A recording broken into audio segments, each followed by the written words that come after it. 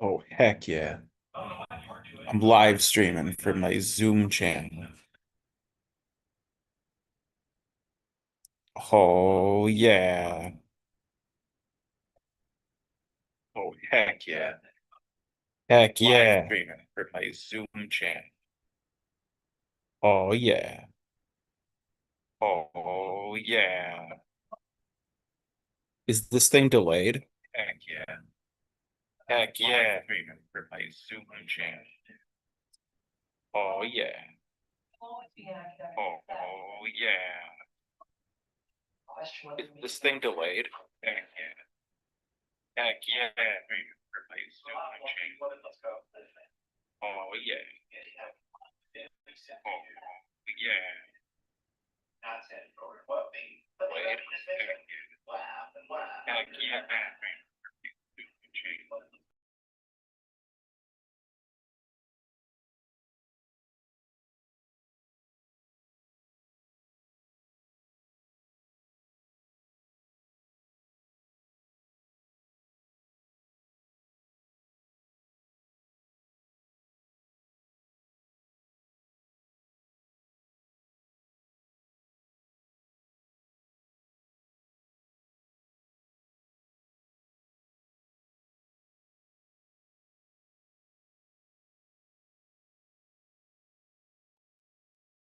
Mrs. Davis? Mrs. Davis? Mrs. Davis? I know you were in there. I saw your car in the parking lot. I just found out that you recommended myself up to Hofstadter and Would you like to go potty? I know you're in there. Is it time for potty? Every little scene knows it. Potty time. We will see. Would you like to go potty? I know you're in there. Is it time for potty? Is it time for potty? Potty time. We will see. Would you like to go potty? I know you're in there. Is it time for potty? Is it time for potty? I said. Okay, we'll see. Doop boop boo loop boo doop boop. Doop boop boo loop doo doop boop. You're my bestie. You're a real great dog. I think it's because I probably have the subtitles. Doop boop boo loop boo doop boop. Doop boop boo loop doo doop boop. You're Boop. my bestie. You're a real great dog. I think it's because I probably have the Let it go potty. You haven't gone potty in subtitles. hours. Hours, big boy. Doop boop boo loop boo doop boop. Doop boop boo loop doo doop boop. You're my Boop. bestie. You're a real great dog.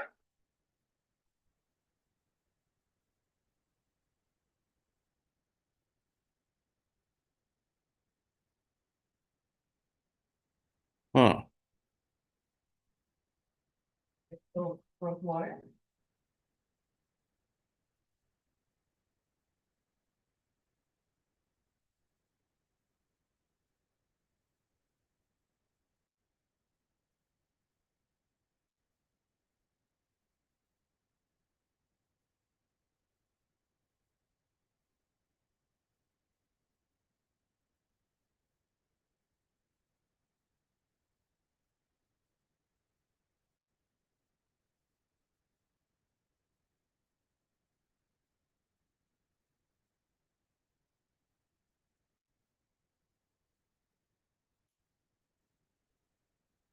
Everybody knows it's potty time.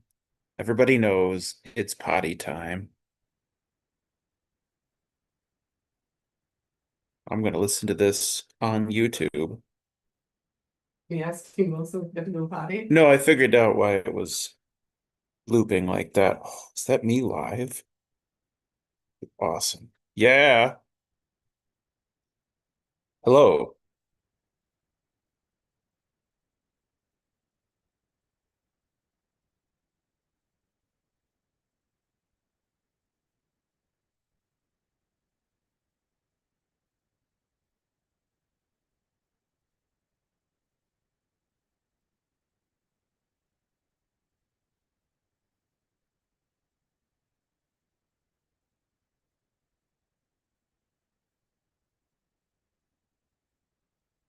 Whoever this content creator is doing an amazing job. Everybody wants to go party.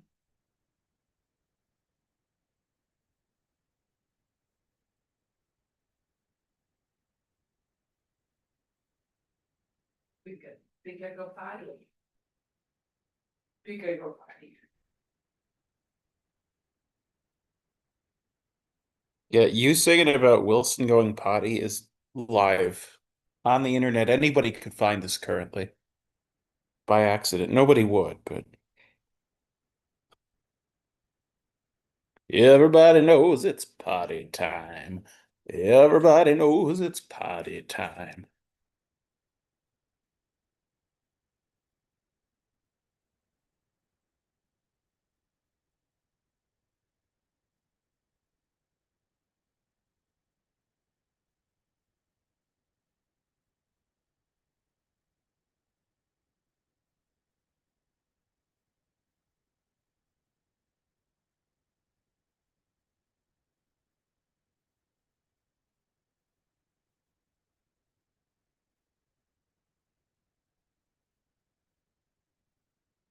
Okay, so we are here for the Illinois 7th District U.S. House Virtual Candidate Forum with Dr. Thomas Fisher. Okay, so first question, Dr. Fisher. Do you believe that single-payer healthcare is the answer to the problems caused by our Byzantine healthcare system? If not, please clearly explain what you believe is the best healthcare delivery and payment system we should strive for. Do you believe everyone should have access to robust healthcare regardless of legal status?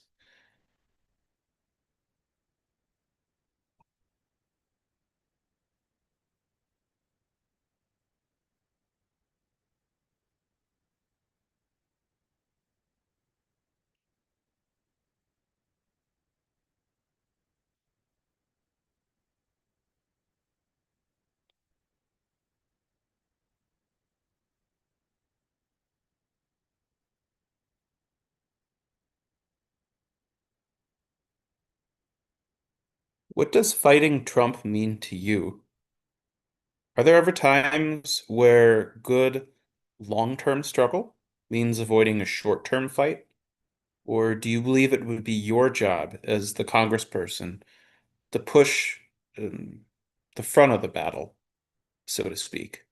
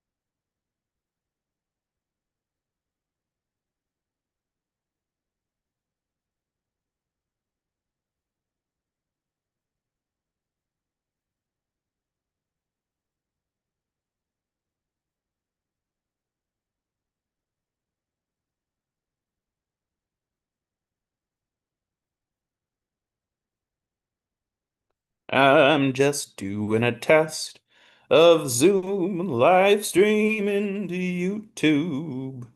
Well, I'm doing a test of Zoom live streaming to YouTube. Just speaking over questions to Dr. Fisher. What does fighting Trump mean to you? Are there ever times where good long-term struggle means avoiding a short-term fight? Or do you believe it would be your job as the congressperson to push the front of the battle? Question number three. More moderate Democrats have rallied around affordability. More progressive Democrats have been talking for years about the issue of affordability. While I think everyone can agree that affordability is an issue, we don't all agree on the root causes or how to solve it. Can you describe how you view what is causing our crisis of affordability, and what are your high priority actions to help address it? People always talk about how the Democratic Party is a tent. Now, we hear a lot about how it should be a big tent. In your view, what are the most important principles that hold up that tent?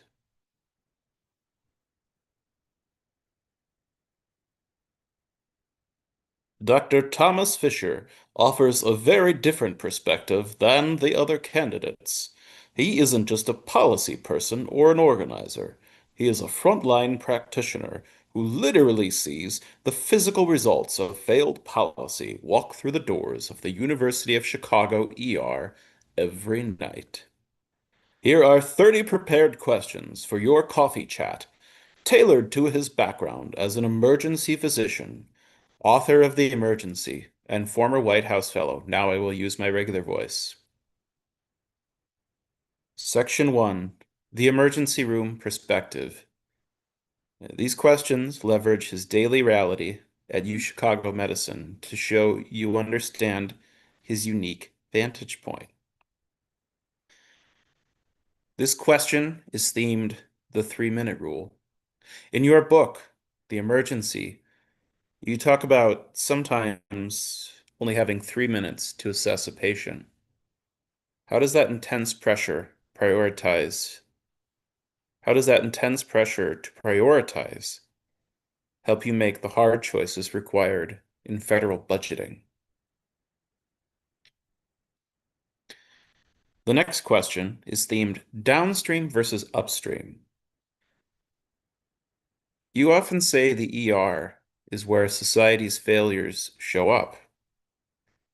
If you could fix one upstream issue, housing, wages, food, that would immediately reduce the number of people you see in the ER on a Saturday night, which would it be?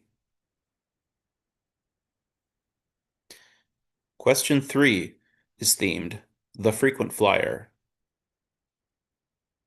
Every ER has patients who come in constantly because they have nowhere else to go.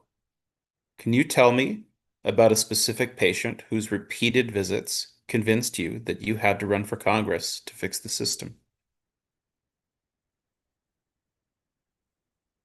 Question 4, themed Violence as Public Health.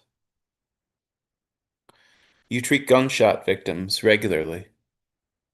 If Congress treated gun violence like a viral outbreak, like COVID or Ebola, what is the first policy step we would take that we aren't taking now? Question 5, themed Moral Injury. You've written about the moral injury of being a doctor in a broken system. Do you fear that moving to Congress, a famously broken institution, will just increase that sense of moral injury? Question 6, themed Waiting Rooms. The wait time in safety net ERs could be hours long. What is the federal fix for hospital capacity that isn't just paying doctors more, but actually fixing the flow of patients? Question 7, themed mental health boarding. What? What? What? What are you asking? What do you mean? What are you asking me? Did? You said what? Yeah, I didn't know what you were talking about. I'm just babbling because I'm waiting for anybody to tell me that they can hear this besides me. Oh. Would you mind taking a look at it? Yeah. Cody, I'll send you the YouTube link.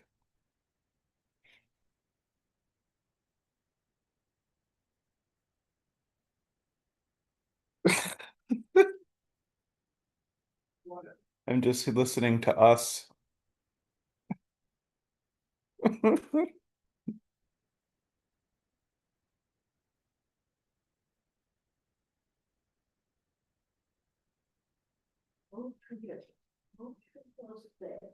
I'm texting you.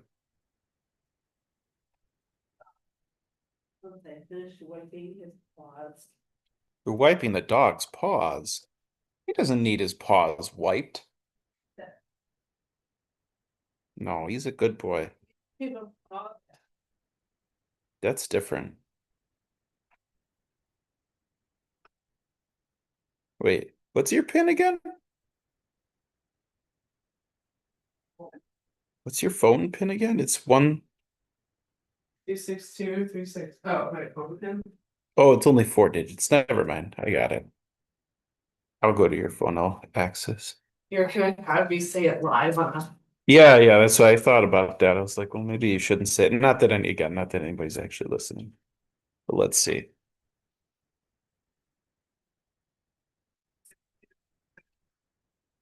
Oh, yeah. You're listening to me too.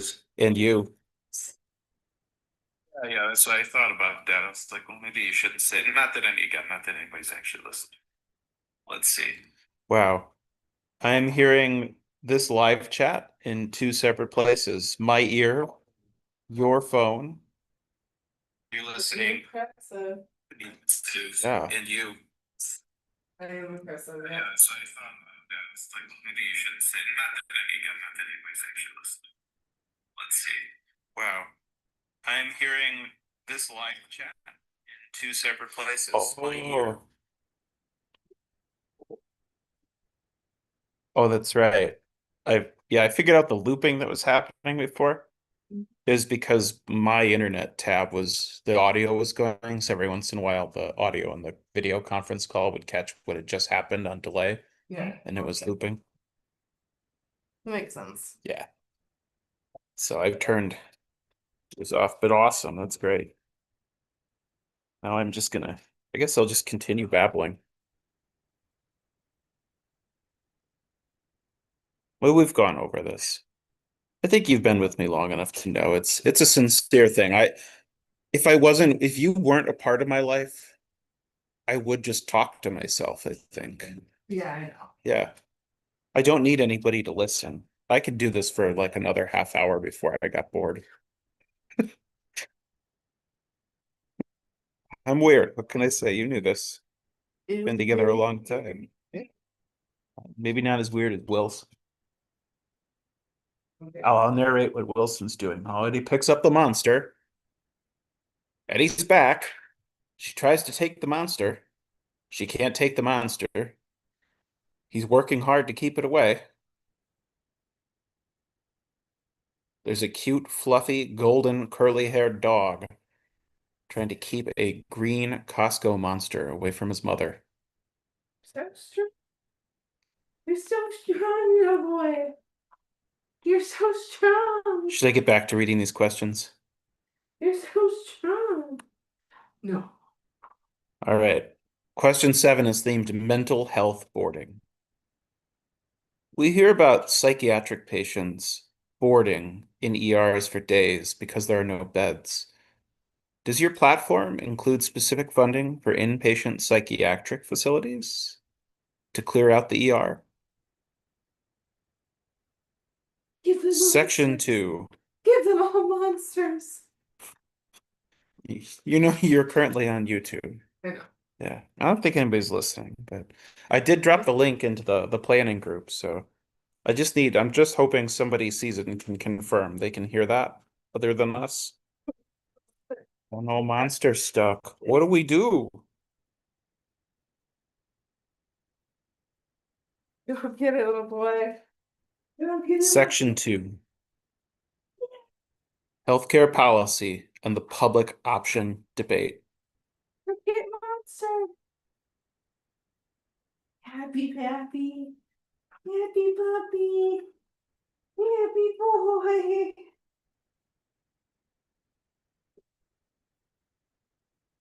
Everybody wants to hear me narrating for the dog. Yeah, everybody should. I mean, if I had the camera, I would point it at him and you guys, and we could live stream the video too. Everybody knows it's party time. Oops, that one. We could probably leave out that song. Yeah, you could. Mm. Cookie Monster. Cookie Monster, Mr. Sweetface. I mean, it's pretty late. I don't know if anybody will actually hear this or see this. Better get deleted after. What's that? Better get deleted after. Oh no, it'll be saved forever on YouTube. You can delete it from YouTube. Oh, I know what I could do. Here, I can. Okay, Melissa. Mom's gonna go take a shower. And she's got homework to do. I love no bite, no bite. Wilson Johnson. Hey, you, no bite. Wilson, no bite. Wilson, ow! Wilson, I can't play with you. I gotta take a shower and have homework to. Ow, Wilson. That hurts. Fine. One more. Bonus throw. And then you're all your dad's. Or your dad's all yours. What are they two? What are they two? Daddy's gonna go. Daddy's gonna get you.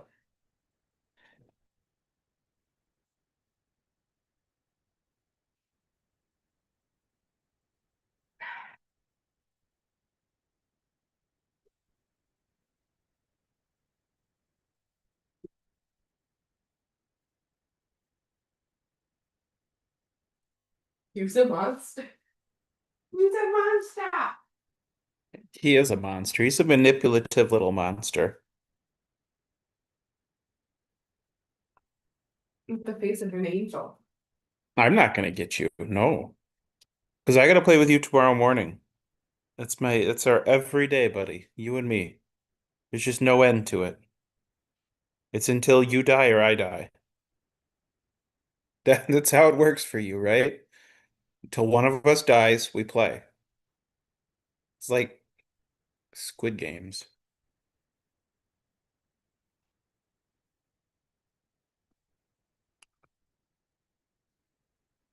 Yeah. You just want to be next to me. Mr. Sweet Boy.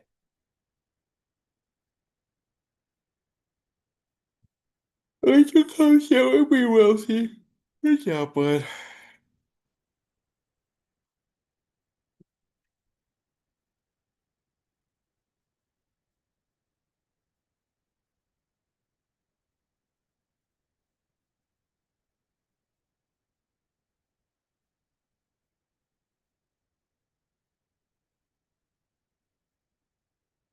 If all I had was a penny in your smile, well, I feel just like I do. I walk down the aisle.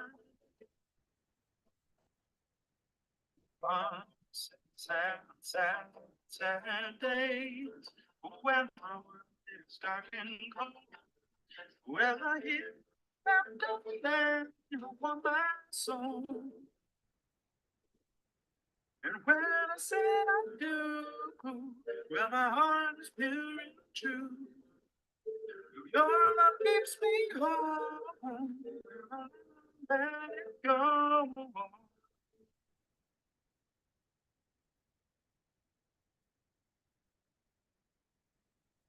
Okay, so I will talk some more. If you don't mind bearing through, there's a delay.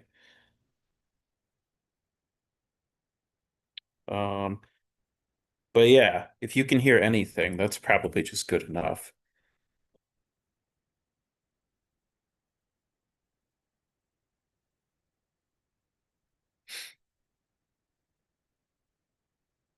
Okay.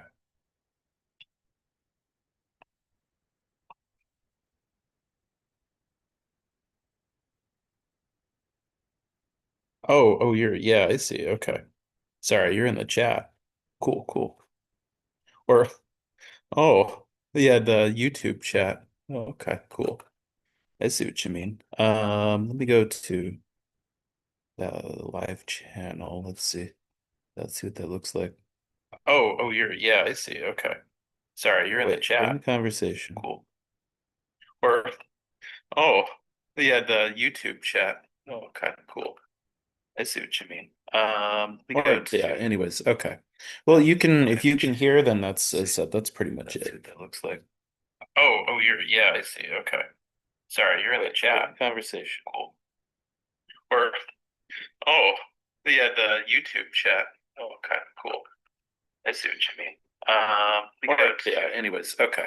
Well, you can, if you can hear, then that's, as I said, that's pretty much it. That looks like. Yeah, I see. Okay. Sorry, you're in the Oh. chat conversation. Cool. Or, oh, yeah, the YouTube.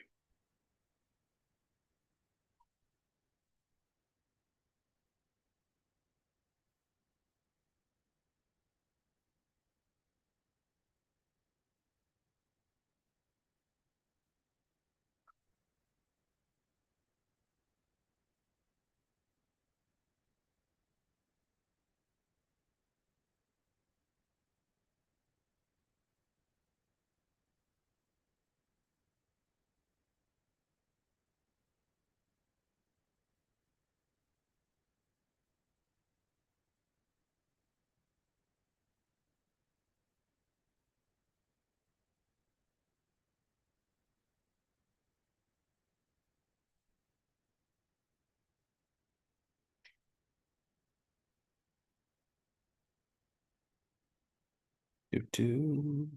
Boop-a-doop-boop-boo.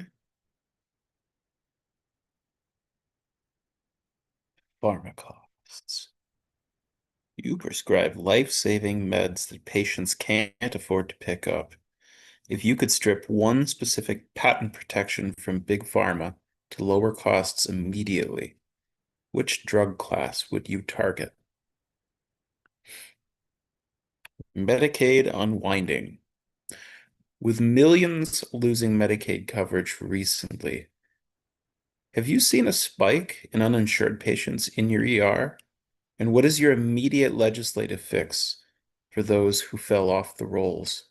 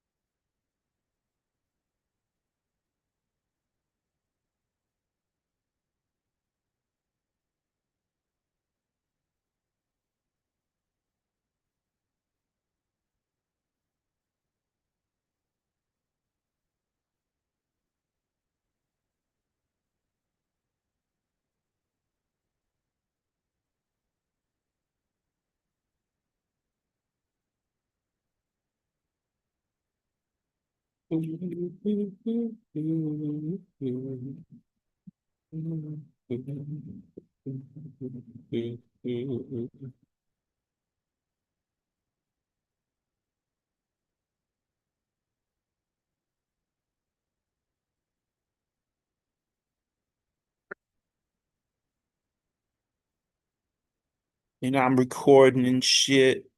And I'm scrolling on my computer. And man, I'm so legit. It's section two. Illinois legislative wins. The wonk side. This is crucial. You want to know, show how you know she isn't just a candidate, she has already passed laws.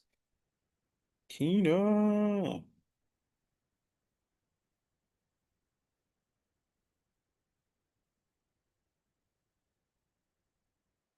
Ooh, okay.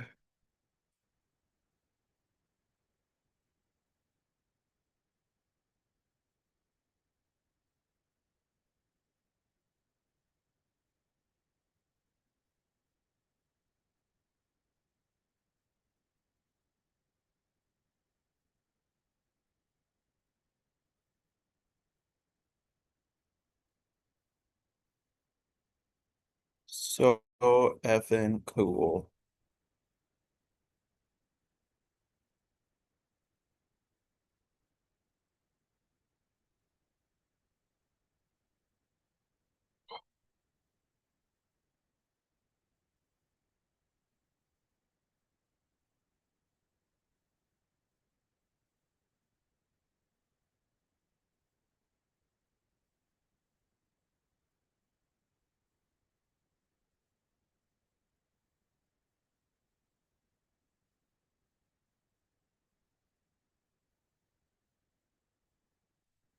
Recording in progress. Recording in progress.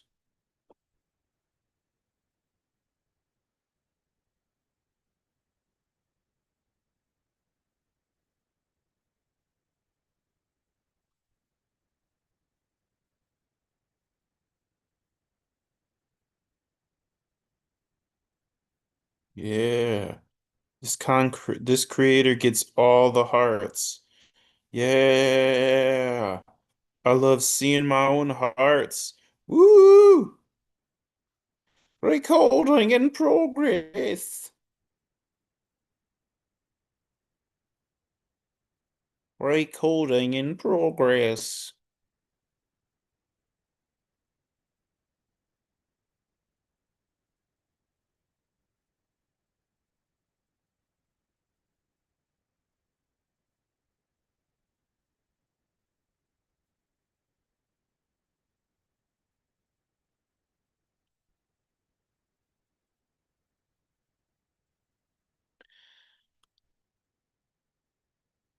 Let's go to the YouTubes.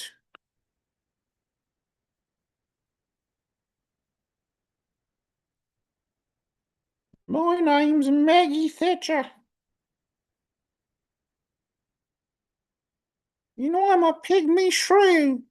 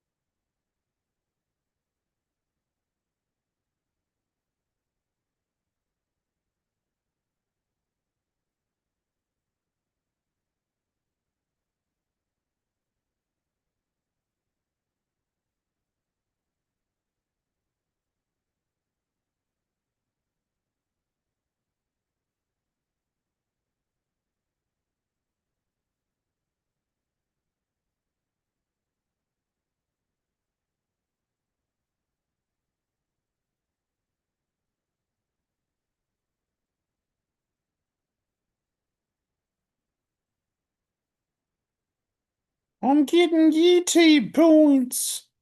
Oi, I've got real YouTube fans. Oi,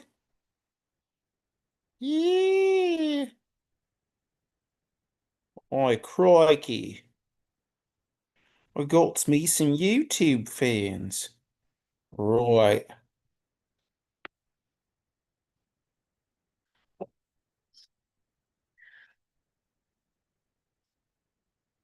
Uh, uh,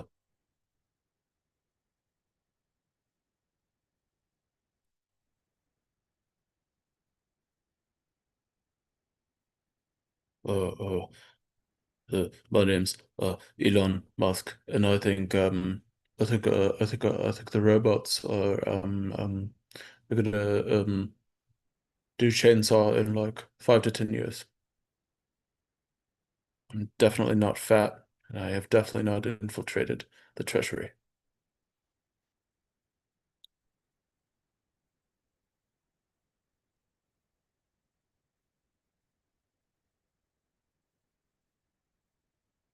What happened?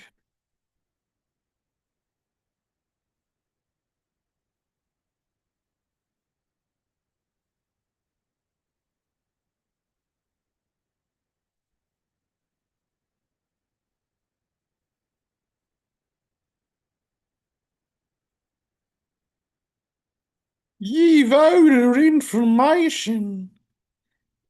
I could commit privacy crimes by reading people's PII on the internet. I won't do that. Indivisible downtown Chicago. Chapter 1. Home.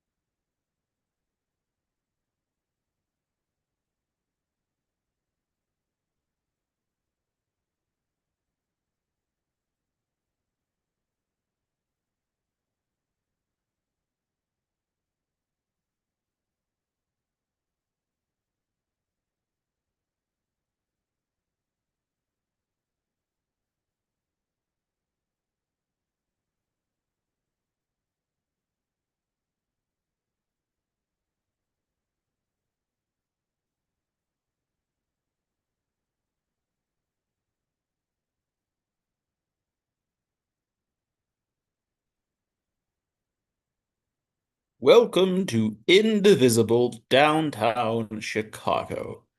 We are Chicagoans, using indivisible principles to protect our democracy.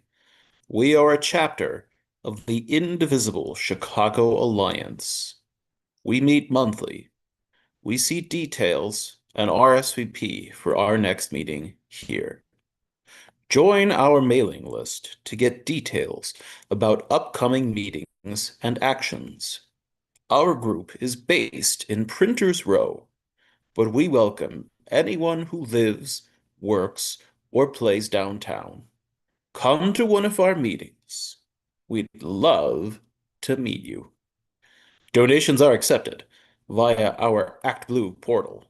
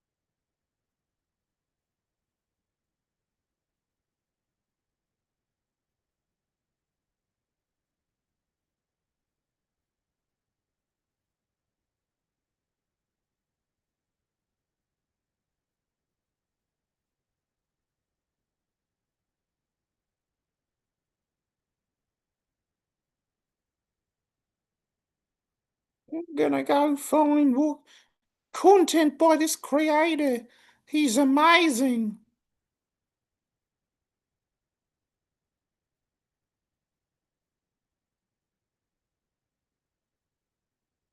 Danny was 19 and worked at the cinema. Wore his tux like everyone else. Showed up to work on time. But a strange new thought washed over his mind when he came to work one day. He left confused and out of sorts, so he went to his room to pray. Said, "Oh, dear God, oh, you happy."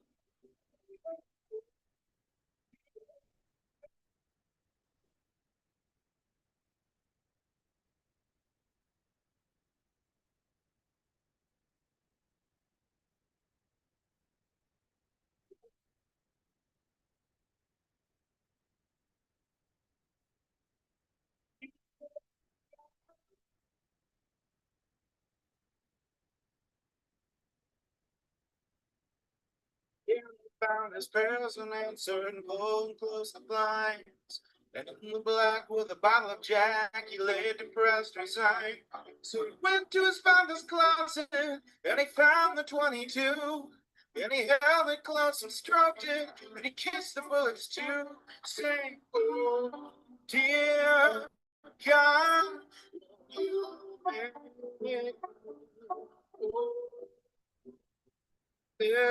Mr. Cold, so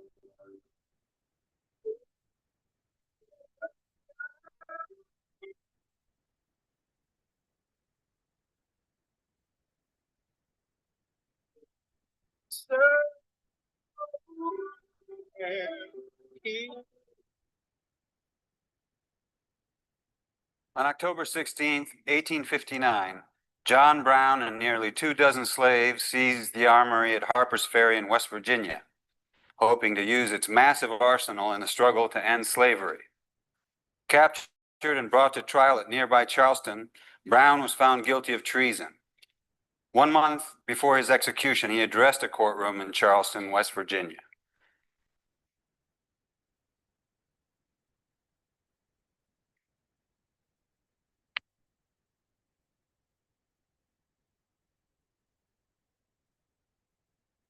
I have, may it please the court, a few words to say.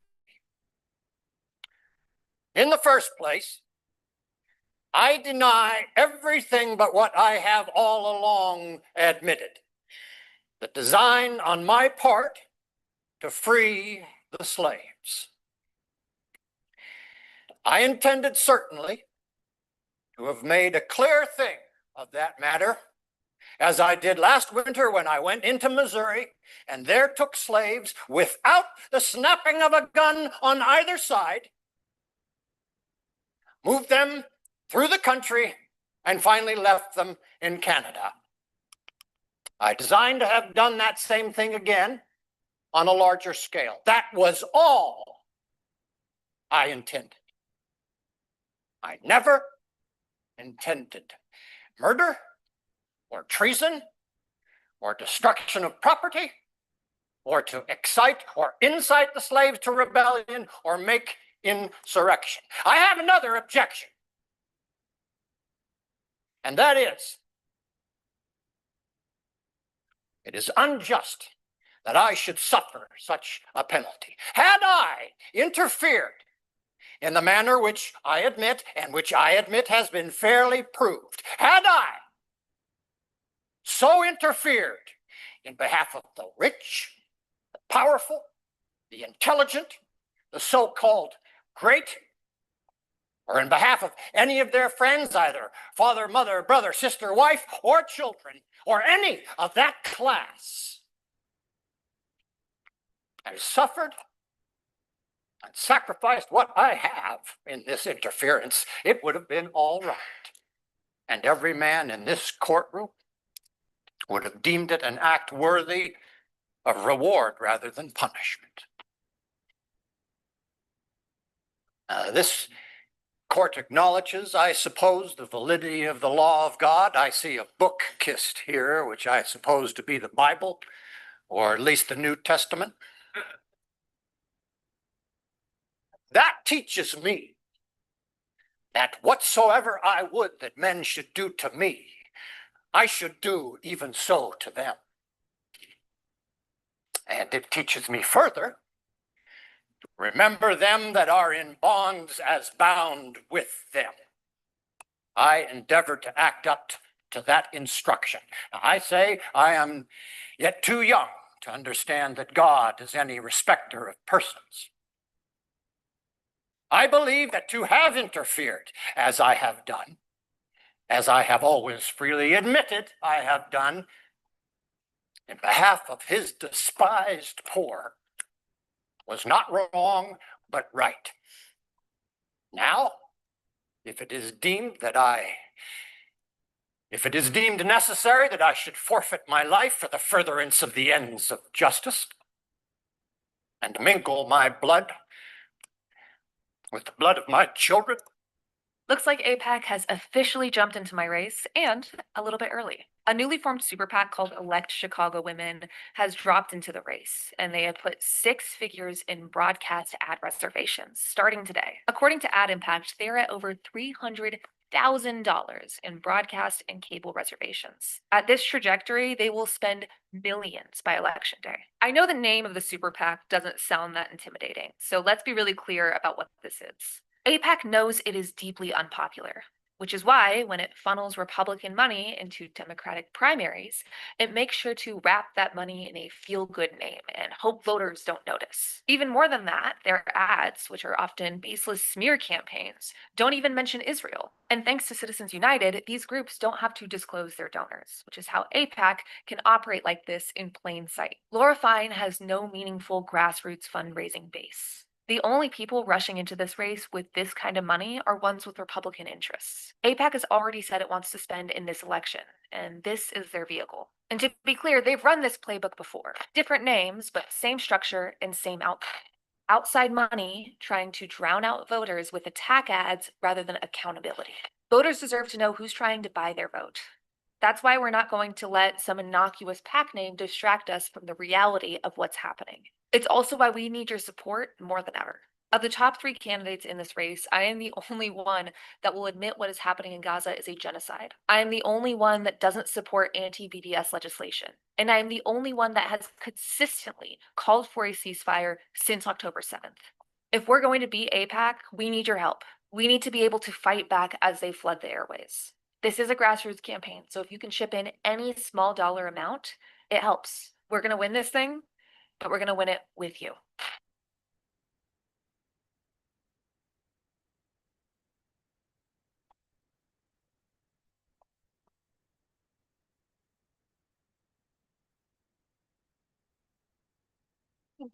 Thank you for having me here. Before I begin, I would like to take a moment to express my gratitude. Thank you, Chairman, for giving me the opportunity to be here today, for taking the time to hear my testimony. I give thanks to God. He has been a constant presence in my life and the source of my strength. Without him, I wouldn't be here standing. I am a living testimony of his grace. Sincerely, thank you everyone who has kept me in their thoughts and prayers and who has supported me since day one. From the parents at my school to my neighbors, to my family and friends, strangers near and far, from Mexico to Colombia, thank you all from the bottom of my heart. Esto es para toda mi gente inmigrante. My name is Marimar Martinez. I am a first-generation Mexican-American. As a survivor of this administration actions, as an advocate for those who do not have a voice, those that are pleading for justice, living in fear, and those who are asking for meaningful change and accountability. I come from a beautiful family full of immigrants. I am proud of my roots. I am born and raised in Chicago, Illinois, where I learned the values of resilience, community, respect, love, and hope. Those lessons have shaped me since childhood and continue to guide me through my adult life. On October 4, 2025, those values were tested when my life was nearly taken by my own government. This testimony is my attempt to give voice to an experience that words struggle to hold, but silence cannot justify. On Saturday, October 4, 2025, I woke up tired but committed to doing the fall cleaning I promised myself I would do that day. After 2 hours, I had successfully filled an entire bag of good quality clothes and shoes I wanted to take to donate to my local church. After a quick shower and a cup of coffee, I put the bag of clothes in the back of my car and headed towards the church. As I was getting close to the church, I noticed a SUV that appeared to be similar to the Border Patrol vehicles that had been invading our Hispanic neighborhood. In the previous week, I got a quiet but firm sense that something wasn't right. As I passed the vehicle, I noticed an overlight in the front windshield, no front plates as required in Illinois, an out-of-state license plate in the back. I then noticed a uniformed Border Patrol agent in the vehicle. As a 30-year-old USA citizen with no criminal history, I believed that I had nothing to worry about, but I was concerned for my friends, neighbors, based on the well-publicized incidents involving Border Patrol agents in our community over the past few weeks, arresting anyone with brown skin for no legitimate law enforcement reasons. For the next 15 to 20 minutes, I followed these Border Patrol agents through my neighborhood, honking my horn, shouting out "La Migra," to warn my neighbors about the presence of these agents who have been terrorizing our community over the past few weeks. As I did this, my neighbors standing on the porches and sidewalks joined in on this spontaneous life alert system and began setting off their car alarms to warn other neighbors. As the Border Patrol vehicle turned on Kedzie Avenue, I continued to beat my horn and warn my community. As we approached the intersection of 39th and Kedzie, my vehicle was 2 to 3 feet to the left of the Border Patrol vehicle. He started to swerve into my lane as he was driving. I made eye contact with the driver of the Border Patrol vehicle and watched as he turned the steering wheel once again to his left and sideswept my vehicle. I immediately froze, slammed on the brakes, and stopped my car. The Border Patrol vehicle stopped just 1 to 2 car lengths ahead of me. It seemed like time stopped. I knew from watching the news coverage of other Border Patrol encounters in Chicago that I was in danger. I watched the vehicle of Border Patrol agent killing Silverio Villegas Gonzalez just 3 weeks prior. I knew I had to get to safe. So the Supreme Court has this trick that it uses to try to sneak past you and me these big decisions. It's called the shadow docket. You know, those late night rulings that come without explanation but have like really big consequences? Well, today's guest, Steve Vladeck, he's an expert on this shadow docket. He's a professor at Georgetown Law School, a CNN legal analyst, and he's one of the country's leading experts on constitutional law. He joins me to break down the Supreme Court term, how we can reform it, and how this shadow docket is helping the Supreme Court help Donald Trump. But before we get into it, subscribe to this channel to stay informed about how you can defend democracy.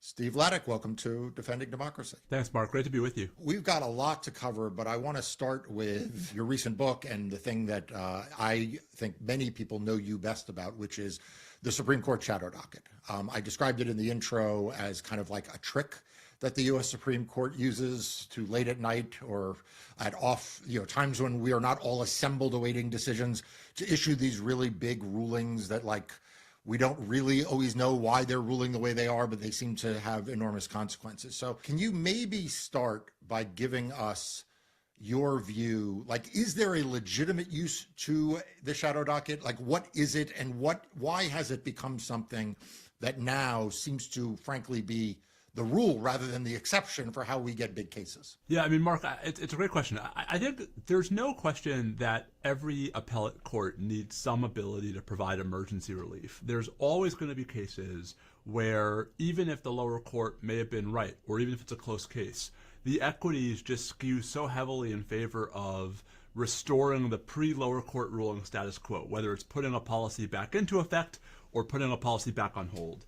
And so the problem is not emergency relief as such. Indeed, right, for a very, very long time, all the way up into the 1980s, the Supreme Court had a pretty clever system for emergency relief. It just was one justice. And, the justice could hold arguments in chambers. They could write opinions in chambers. You'd have a lot of process, but no one would ever confuse a single justice ruling for that of a full court.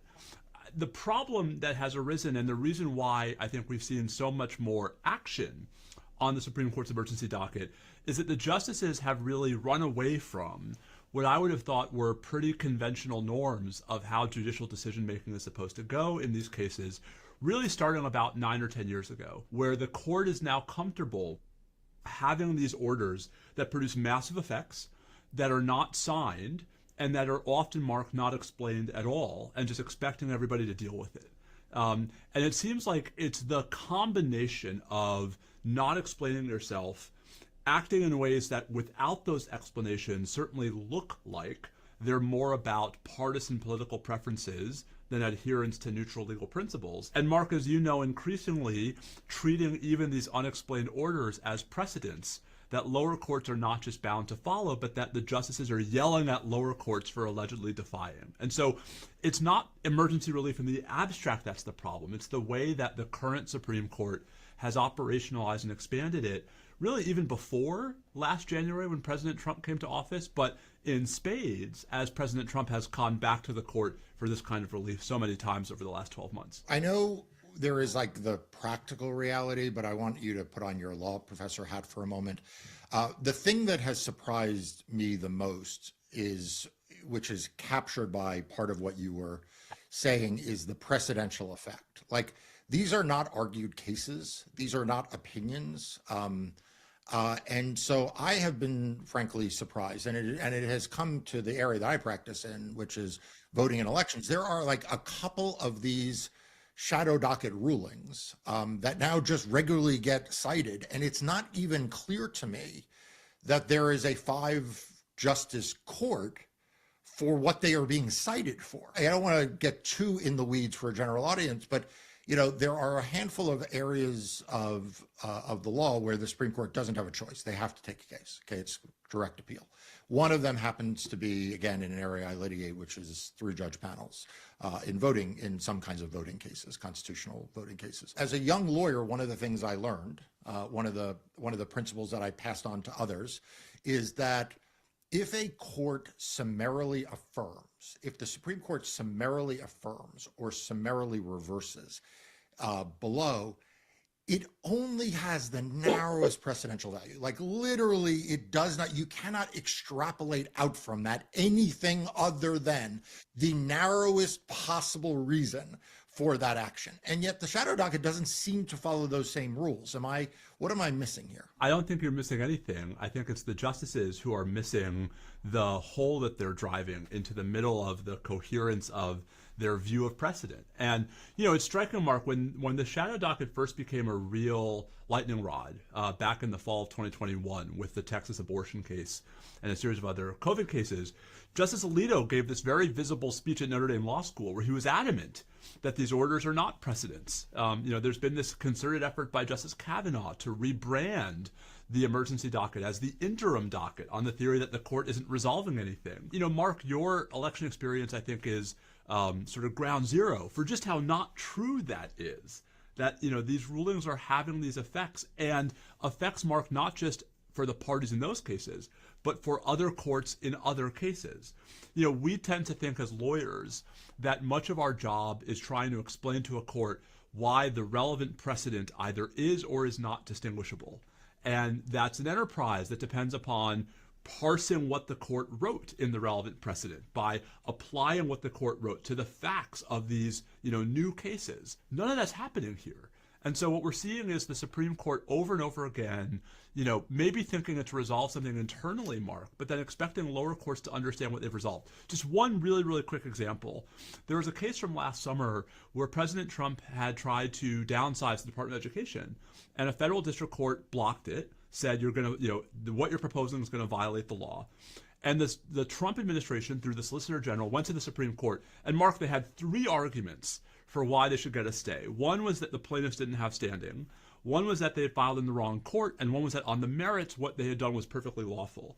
And the Supreme Court grants a stay with no explanation. So we have no idea which of the arguments the justices endorsed. Were they endorsing it on the merits? Were they just saying this was the wrong court? Were they just saying these were the wrong plaintiffs? That kind of behavior, I think, is what has made the court's emergency rulings over the last 12 months especially, but really 3 or 4 years, so controversial, not the notion that the court is intervening in emergencies in the first place. I would quibble with just part of what you said, so I want to give you a chance to react. The Supreme Court in that instance isn't actually even given the opportunity to decide the merits. You said one of it is they could have decided the merits. All they'd be deciding is that there is a likelihood of success on the merits. That's a friendly right? amendment. And so this is what I don't get. Like at the very most, it is that they are likely to prevail, but it is not actually a ruling on the merits itself.